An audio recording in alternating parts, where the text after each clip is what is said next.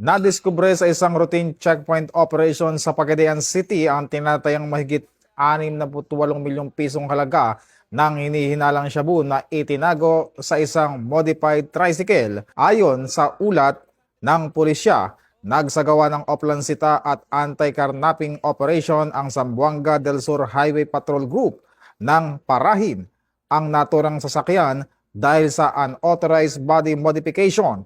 Habang nakahinto, biglang buwaba ang dalawang pasahero, isa ang naglakad palayo at ang isa ay tumakbo at nakatakas sa mga otoridad.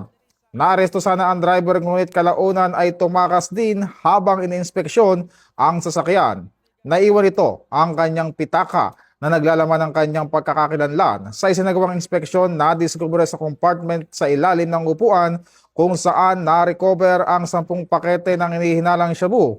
Ayon sa pulisya, ang tricycle ay kabilang umano sa watchlist. Patuloy ang investigasyon upang matukoy ang iba pang sangkot at pinagmulan ng iligal na droga. Ito ang bagong PNP para sa bagong Pilipinas, serbisyong mabilis, tapat at nararamdaman.